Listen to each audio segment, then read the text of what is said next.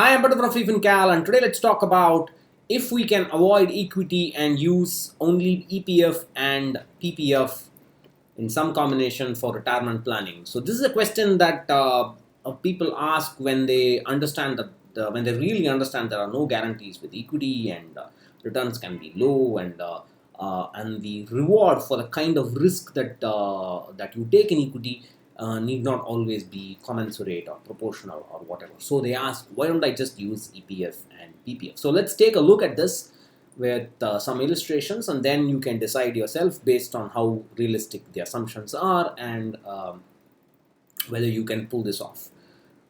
The short answer is, before we begin, is that it's possible to do it, but there are some assumptions involved, and not everybody can pull it off, but some people can pull it off. Before we begin, a couple of things. I just realized that this would be the 529th video on freefincal. I hope that's right. When I search my name on freefincal on YouTube, it says 528, so this should be the 529th video. And also, you can now follow freefincal on Google News. If you have the Google News app installed, you can go to the search bar and just search for freefincal, and it'll show you the icon. Click on that, and you can follow it by just pressing on the star, and you should be able to get. You can go to that, and sometimes you will see it in your Google News feed. But otherwise, you can just, it'll be there in your favorites at the bottom. You can click on the favorites. You can go to that, and it will give you the pages, and you can watch. You can browse it at super fast speeds. The speeds are very, very fast from what I see. So that's one way to go ahead and do that. I'll leave the link in the description box for the direct subscription, or you can also follow it by searching in the search bar. Okay, let's get on to it. So what are the advantages of EPF and PPF? The rates of these are much higher than the long-term or the 10-year yields, and they don't essentially track inflation because there are political issues associated with it, and then we have a lot of trade union culture in our and that determines what happens with the EPF and so on. So there's a problem. We have a sense of entitlement. Many people have this, the government should give me benefits.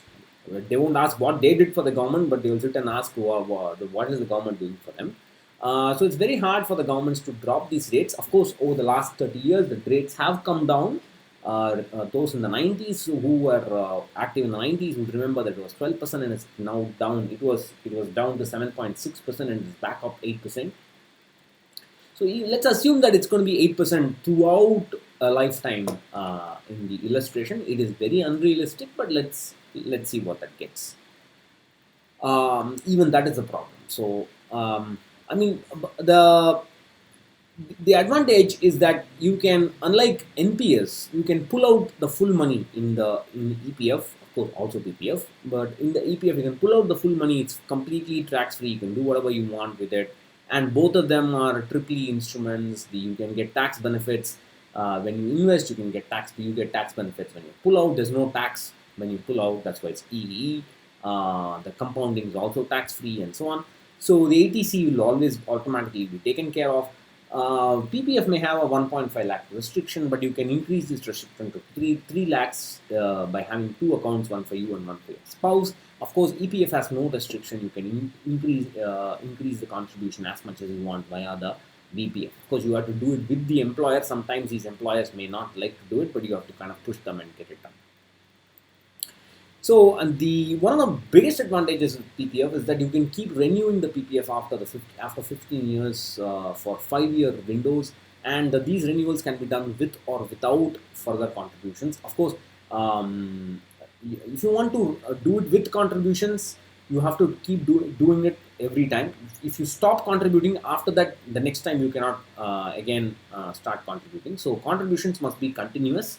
Otherwise, you can just keep renewing it without contributions. If you keep renewing it without contributions, there is no limit on the liquidity. You can withdraw any amount you want at any time. If you invest, if you renew with contributions, then it is about 60% of the corpus over the last 5-year block and so on. There's some rule, I forget the exact rule. You can the link is there. You can see in the window. But it's a great product. There's no doubt about it. We're going to assume that it's going to be 8% all through the lifetime. There are many assumptions in the illustrations that I'm going to show you. We're going to assume that there is a large emergency fund and that's going to be separately taken care of. We are going to assume that the health insurance is going to be part of the annual expenses. If you have not bought yourself a health insurance, please buy yourself one, or at least factor in the health insurance cost into the annual expenses that will persist in retirement. We have several helpful resources from the community. There's an ebook for you, there's a comparison spreadsheet for you. If you can't use this and buy yourself a product, I don't know what else can be done by the DIY community. It's fantastic. It's all available. You can see the links. If you actually use your own expenses, track your expenses. What is my expenses today? What was my expenses 5 years ago? What was my expenses 10 years ago, and so on, and actually calculate the inflation. I'm fairly confident it will be anywhere between 6 to 8%, maybe even more for many people. So do not assume that your expenses will decrease after retirement. It's a stupidity, because we are going to plan. We are going to do this illustration based on current expenses. Next year, if you have any lifestyle change because of illnesses or anything positive, whatever it is, you have to factor that in. You have to repeat this calculation every year. And if something happens in retirement that you have to spend more money on, your medication, for example, dialysis and so on, all these kind of calculations will go fut. So please understand that there are serious limitations to the assumptions made here. So we're going to assume the whole 8% is the return throughout the calculation. This is extremely unrealistic. I have a post on the history of PPF rates. You can have a look at that. And also the projections are made, like I said, on the expenses that persist, the current expenses that will persist in retirement. So you have to redo this calculation every year, otherwise it's of no use, right? So again, post-retirement return is also 8%, which is not easy at all. So before we begin, instead of resigning ourselves to EPF, I will take EPF, PPF, my post-retirement income will be tax-free because I will be in the lower slab and so on. That kind of thinking is stupid. I mean, forget about the tax you have to pay. The income that you generate after retirement, should it be in the 0% or 5% slab, or should it be in the 20% or 30% slab?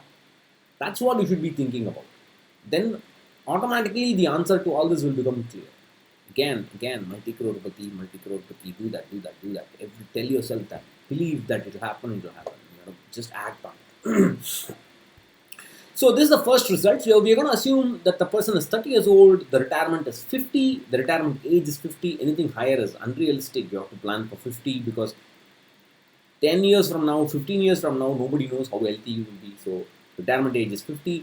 Inflation is 6%. The return on investments before and after retirement is 8%. The real return is practically 2%. Even for that, the investment that you need to make must be equal to the annual expenses every year for 20 years from the age 30 to 50. So initially it's 4 lakhs. It's starting at 4 lakhs and it increases practically at 6% a year. So please recognize we have not accounted for children's expenses, their current expenses as well as future expenses. We have not accounted for EMIs. Even then, you have to invest an amount equal to your annual expenses. Can you pull it off? It's very easy to say, I don't want risk, I hate equity and so on. How many people can do this? And if we make the inflation from 6% to 7% and everything else same, that 100% investment becomes 129%. It jumps to 129%. And if you make the inflation 8%, the real return is 0, then the figure jumps to 167%. This means you have to invest an amount equal to 167% of your annual expenses year on year from age 30 to age 50. Just not possible. Please don't say inflation will come down in the long term and so on. If you think inflation will come down, then PPF, EPF returns will also come down gradually. So we have assumed 8% PPF, EPF return throughout the calculation. So you must also include the same or high enough, practically high enough inflation throughout the calculation. You can't have it both, both ways. You have to be careful and consistent. If you include a little bit of equity and make this portfolio return initially 10% from age 30 to age 40, then 9%, and then dropping down to 8% after retirement, close to just before retirement, and after retirement it's 8%. You include a little bit of equity and reduce it just before retirement, the amount that you need to invest becomes 91% of the annual expenses. So the annual investment becomes 91% of the annual expenses. And this is a cumulative savings of 13.7 lakhs over the next 20 years. So it's a big change. And even 91% most people who are watching this cannot afford. That's the simple fact. So most of us need a huge amount of equity in our retirement portfolio, regardless of the risks, regardless of what a return, whatever, whether you are going to be successful or not. You have to include equity.